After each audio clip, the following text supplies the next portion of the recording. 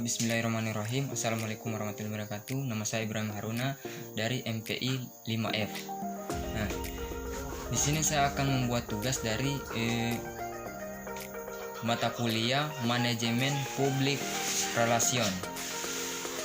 Nah, jadi ada 11 kelompok yang saya akan paparkan. Yang pertama konsep dasar publik relation dan konsep dasar manajemen publik relation. Nah, pengertian publik relation adalah proses integrasi di mana publik relation menciptakan opini baik sebagai input yang menguntungkan kedua belah pihak. Nah, dan menambahkan pengertian menumbuhkan motivasi dan partisipasi publik, bertujuan menambahkan keinginan baik, kepercayaan atau saling adanya pengertian, citra yang baik dan publik, citra yang baik dari publiknya. Nah,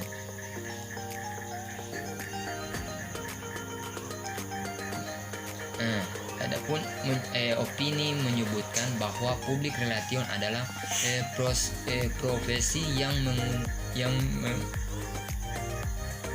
mengurusi hubungan atau suatu perusahaan dan publik yang menentukan hidup perusahaan itu. Nah, tujuan dari publik relation. Tujuan dari publik relation adalah secara keseluruhannya itu tujuan publik relation ialah menciptakan citra baik perusahaan sehingga dapat menghasilkan kesetiaan publik terhadap produk yang ditawarkan oleh perusahaan serta menciptakan pembinaan dan pemeliharaan sikap budi yang menyenangkan bagi lembaga dengan komunikasi yang harmonis. Nah, adapun fungsi dari relation. Yang pertama, fungsi kegiatan tujuan untuk memperoleh itikat yang baik, kepercayaan, pengertian, dan citra lainnya. Yang kedua, unsur penting dalam manajemen guna mencapai tujuan yang spesifik. Yang ketiga, usaha menciptakan hubungan yang harmonis. Yang keempat, itu jenis kegiatan publik relation yang bisa menentukan. Nah, jadi jenis kegiatan publik relation misalkan proses relations publik, produk publik, komprot, komunitas, liabing, konseling. Adapun unsur publik relation, citra yang baik, itikat yang baik, saling pengertian, saling mempercayai, saling menghargai, dan toleransi. Adapun landasan konsep manajemen publik relation, manajemen ialah proses pelatihan, perencanaan, pelaksanaan, dan pengevaluasian suatu kegiatan komunikasi yang disponsori oleh organisasi. Nah, adapun humas merupakan segala sesuatu yang terdiri dari semua bentuk komunikasi perencanaan baik ke dalam maupun keluar untuk mencapai tujuan kasus yang pengertiannya bersama. Model pengelolaan public relation biasanya proses agency, publishing model, dan lain-lain. Nah, kita lanjut ke kelompok 2 tentang judul hakikat manajemen humas di sekolah. Nah, humas di sekolah adalah fungsinya fungsi itu yang khas antara organisasi dengan publiknya, atau dengan kata lain antara lembaga pendidikan dengan warga di dalam biasanya guru, karyawan, siswa, dan warga di luar, biasanya wali, siswa, masyarakat, institusi luar partner sekolah. Nah, di dalam konteks ini menjelaskan bahwa humas adalah public relation, PRA adalah termaksud salah satu level yang penting dalam suatu organisasi, kelompok, atau secara individu.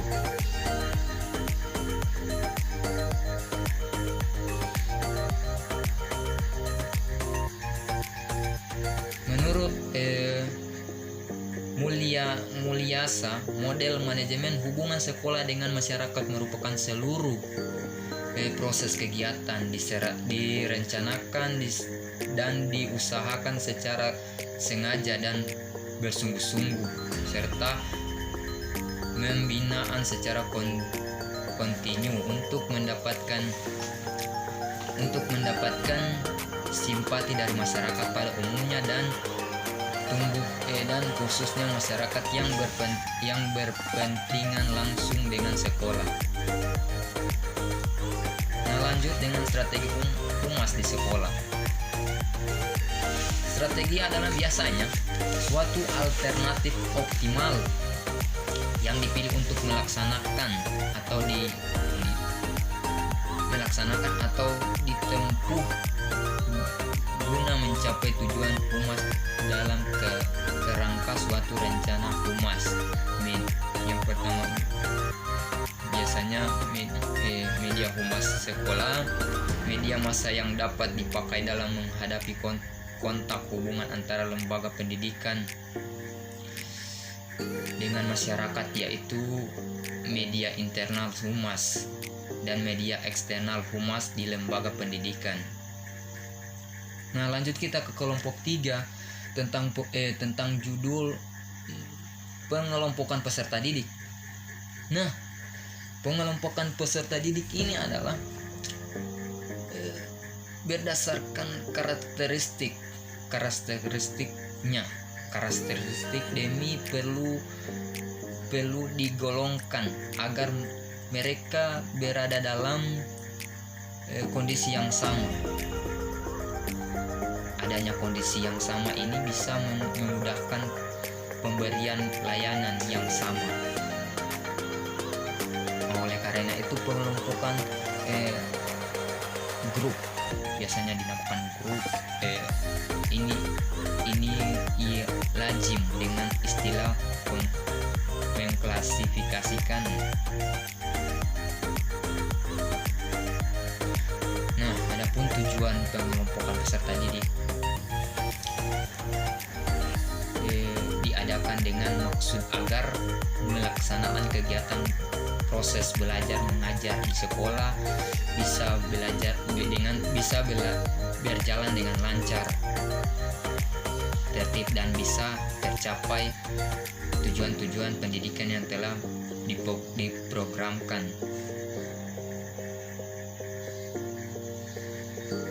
Nah, fungsi pengelompokan peserta didik menurut William Jager, dalam pengelompokan peserta didik itu didasarkan kepada pengelompokan fungsi integrasi, yaitu pengelompokan berdasarkan kesamaan peserta didik. pengelompokan ini berdasarkan jenis kelamin, umur dan sebagainya. Pengelompokan berdasarkan fungsi. Nah, lanjut teknik pengelompokan peserta didik untuk menciptakan peserta didik dalam kelompok diperlukan pemahaman guru mengenai kondisi sosial emosional. Nah, emosional peserta didik. Hal tersebut berguna untuk mengetahui bagaimana perkembangan emosional peserta didik di dalam suatu kelompok. Selain itu diperlukan juga pemahaman guru mengenai kemampuan yang dimiliki oleh peserta didik.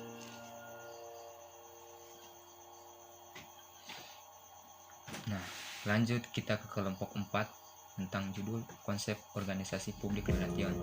Nah, konsep secara umum publik relation atau humas ialah suatu fungsi manajemen yang memiliki penilaian pada suatu publik yang dalam hal ini masyarakat mengidentifikasikan kebijakan dan cara di mana seorang kelompok melakukan demi kepentingan masyarakat serta membuat rencana dan melaksanakan program kerja untuk menarik perhatian, pengenalan, pengetahuan, partisipasi serta support dari masyarakat luas. Adapun unsur kehumasan ialah manusia laki-laki dan perempuan ialah satu pihak yang memerankan peran penting atau keberhasilan kinerja manajemen dan terlibat langsung di dalam perjalanan proses manajemen tersebut.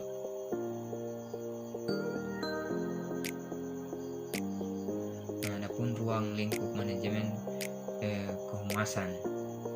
Yang pertama, pengelolaan dan pengumpulan data. Yang kedua, penerangan. Yang ketiga, publikasi.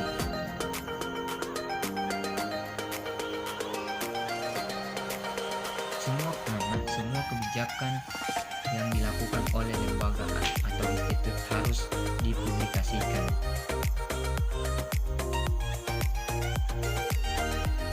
Misalnya menciptakan kebijakan komunikasi, mendefinisikan masalah publik relation,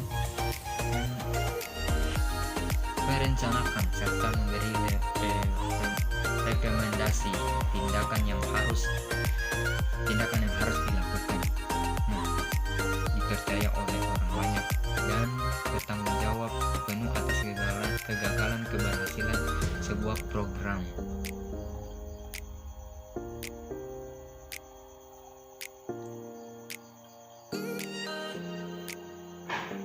Nah, kita lanjut ke kelompok 5 tentang judul konsep dasar menentukan masalah publik relation humas.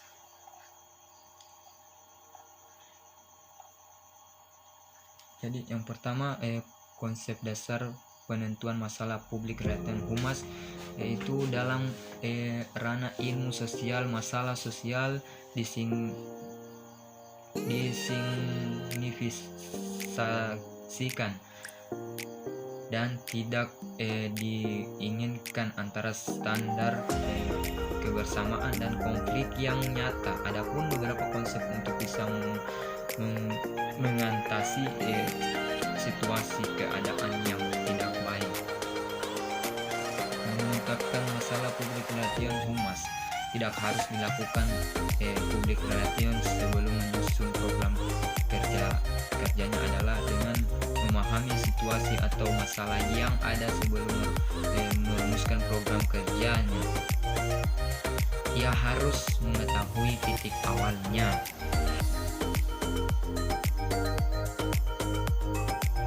Nah, penelitian dalam public relation biasanya peran seorang public relation sangat penting dalam sebuah perusahaan, sebuah permasalahan.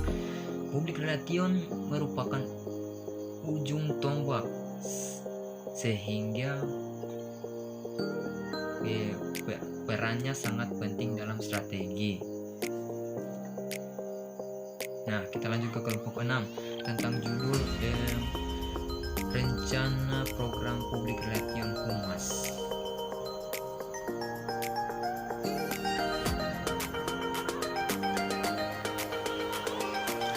Nah, menurut Domi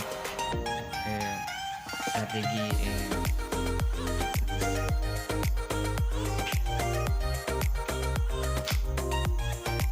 mencakup tujuan-tujuan panjang dan bersifat umum yang ingin dicapai perusahaan. Nah, ada 4 alasan perencanaan program public relation. Yang pertama, untuk menetapkan target-target operasi public relation yang nantinya akan menjadi tolak ukur atas segenap hasil yang terperoleh. 2. Untuk memperhitungkan jumlah jam kerja berbagai biaya yang diperlukan. 3. Untuk menyusun skala prioritas guna menentukan jumlah program dan waktu diperlukan untuk melaksanakan segenap program public relation yang telah diprioritaskan itu. Yang keempat, untuk menentukan kemungkinan pencapaian tujuan-tujuan tertentu sehingga ketersediaan staf mendukung atau profesional yang mencukupi. Nah, adapun langkah-langkah dalam metode perencanaan public relation, yang pertama mengenai studi, yang kedua mengenai penetapan tujuan, yang ketiga definisi kelayakan, yang keempat pemeliharaan media dan teknik-teknik public relation, yang keempat perencanaan anggaran, yang keenam mengukur hasil. Nah, adapun definisi tujuan PPL itu sendiri ternyata sedemikian luasnya, namun sehubungan dengan keterbatasan sumber daya, maka kita harus selalu membuat alasan prioritas. Tujuan itu sendiri merupakan suatu cita-cita perusahaan yang akan menunjang atau yang menjadi modal pedoman dan menentukan suatu program dan menjadi kompas kinerja bahwanya ke arahan mana perusahaan ini akan dibawa. Kita lanjut ke kelompok 7 dengan judul konsep dasar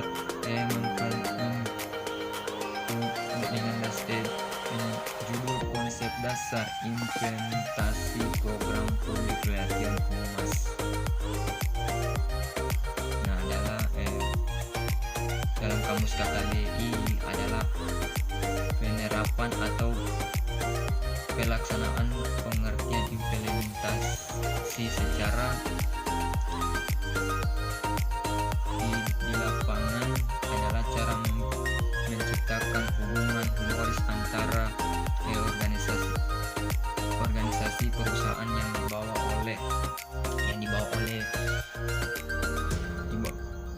oleh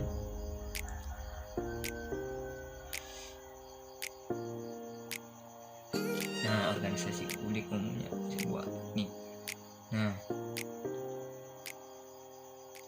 Umumnya sebuah tindakan atau pelaksanaan yang mana yang disusun dengan cermat dan matang.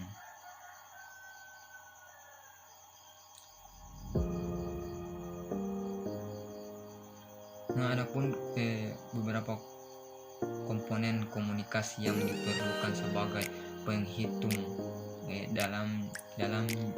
dalamnya menyusun sebuah strategi komunikasi. Yang pertama menganalisis sasaran komunikasi, yang kedua melihat media komunikasi, yang ketiga pesan komunikasi. Kita lanjut ke kelompok 8 dengan judul evaluasi program publik relation. Pengertian evaluasi, pengertian program dan evaluasi program, pengertian program dan evaluasi program.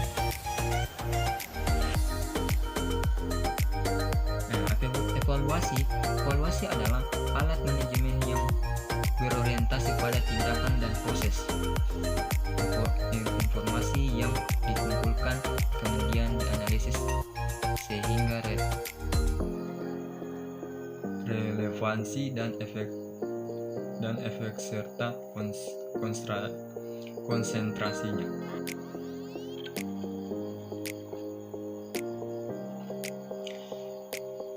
Nah, adapun program dan evaluasi program, saya harus menjelaskan bahwa evaluasi program mencakup 3 hal, yaitu pertama, program adalah suatu rencana yang melibatkan berbagai unit yang bersikap kebijakan dan kerangkaian kegiatan dan harus dilakukan dalam kurun waktu tertentu. Nah, evaluasi adalah kegiatan. Kedua, evaluasi adalah kegiatan mengumpulkan informasi tertentu tentang cara bekerjanya suatu. Selanjutnya, informasi terbuat digunakan untuk menentukan alternatif yang tepat dalam mengambil sebuah keputusan. 3, evaluasi tahap persiapan dalam pelaksanaan program yang direncanakan oleh praktik publik relation. Kadang-kadang bahkan secara berkala ada beberapa informasi yang cukup paling atau vital tidak tersampaikan seperti yang telah dipersiapkan.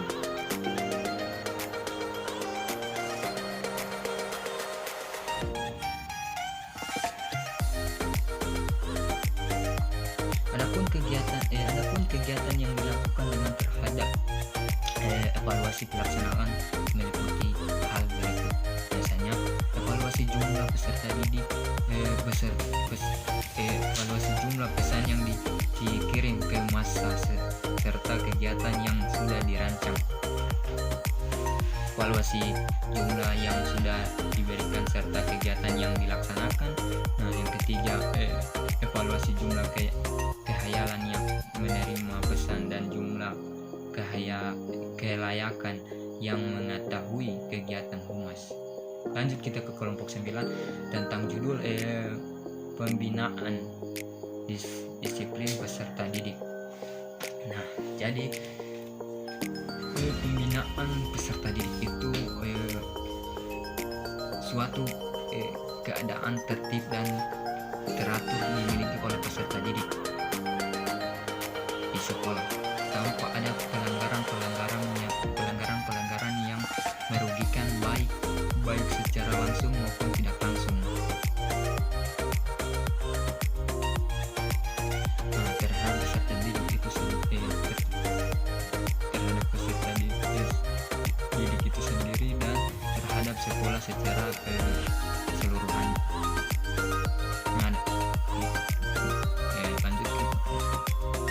Lanjut kepada pengertian kode etik peserta didik. Kode etik peserta didik aturan-aturan norma-norma yang berlaku kepada peserta didik, mengisi sesuatu yang menyatakan boleh atau boleh, tidak boleh, benar tidak benar, layaknya tidak layak, dengan maksud agar ditaati oleh peserta didik. Aturan-aturan tersebut bisa berupa yang tertulis maupun yang tidak tertulis. Termaksud di dalamnya adalah tradisi-tradisi yang lazim ditaati di dunia pendidikan, khususnya di sekolah.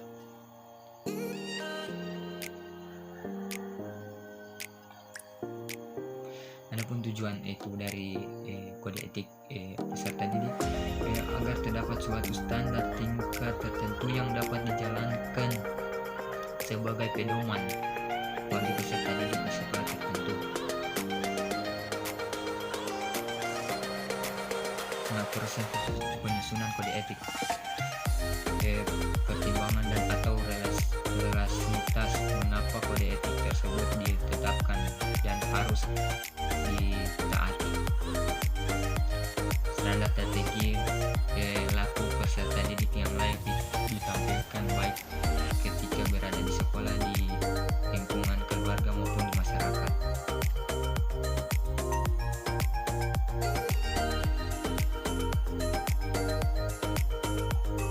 Nah, kita lanjut ke kelompok 10 dengan judul peran humas dalam pelibatan masyarakat untuk meningkatkan mutu sekolah. Nah, secara umum mutu dapat diartikan sebagai gambaran dan karakteristik menyeluruh dari barang dan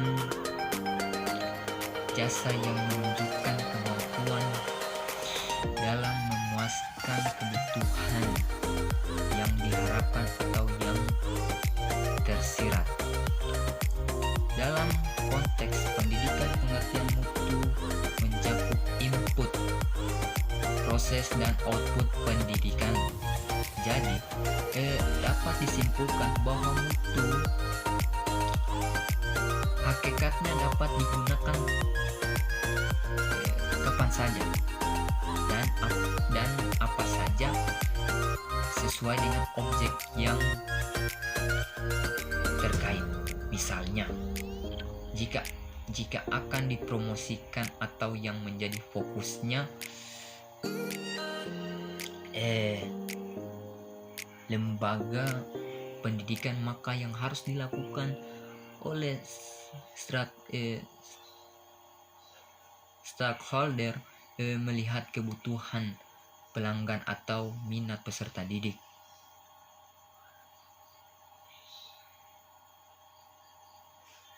Kemudian definisi dari pendidikan itu sendiri berdasarkan Kamus Besar Bahasa Indonesia adalah proses pengubahan sikap dan tata laku seorang atau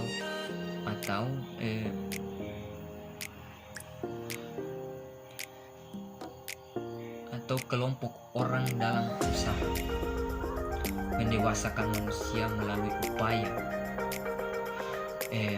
pengajaran dan pelatihan, proses, cara, perbuatan mendidik.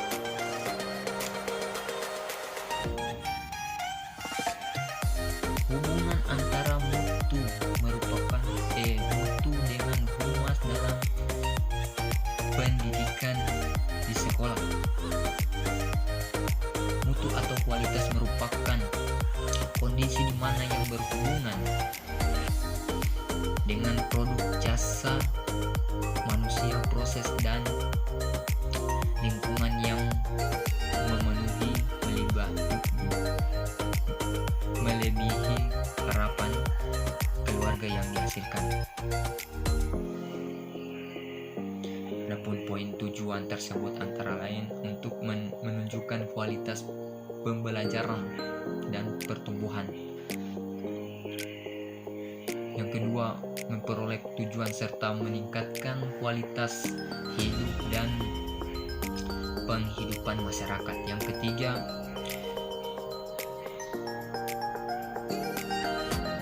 menggairahkan masyarakat untuk menjalani hubungan dengan sekolah.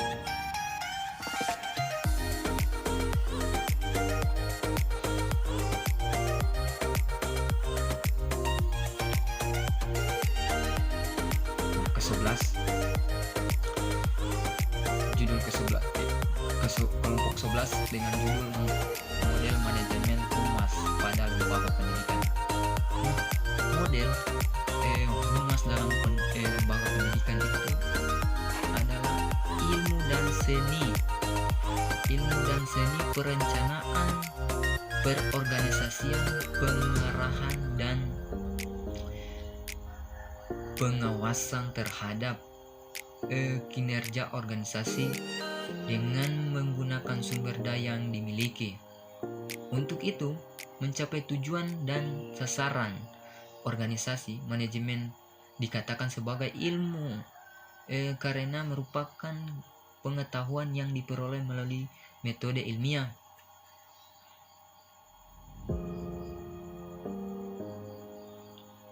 Adapun menurut Mary Packer, konsep manajemen humas pendidikan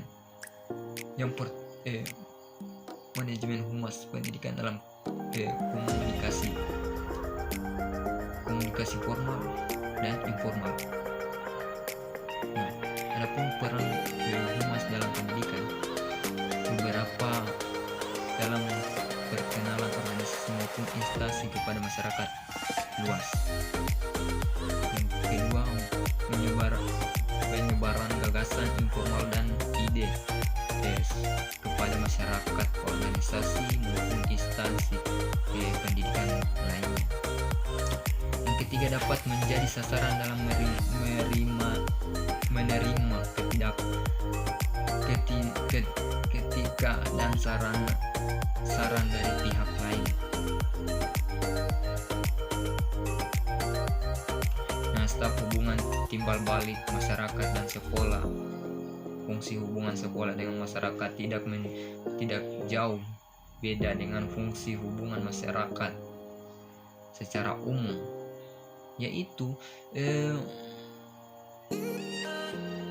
menunjang kegiatan manajemen dalam mencapai tujuan organisasi bagaimana secara umum membina hubungan harmonis antara organisasi dengan publiknya untuk mencapai terjadinya rintangan psikologi baik yang ditimbulkan dari pihak organisasi maupun dari pihak publiknya. Nah, adapun fungsi humas dalam melaksanakan riset, planning, controlling, administrasi publik relation, komunikasi,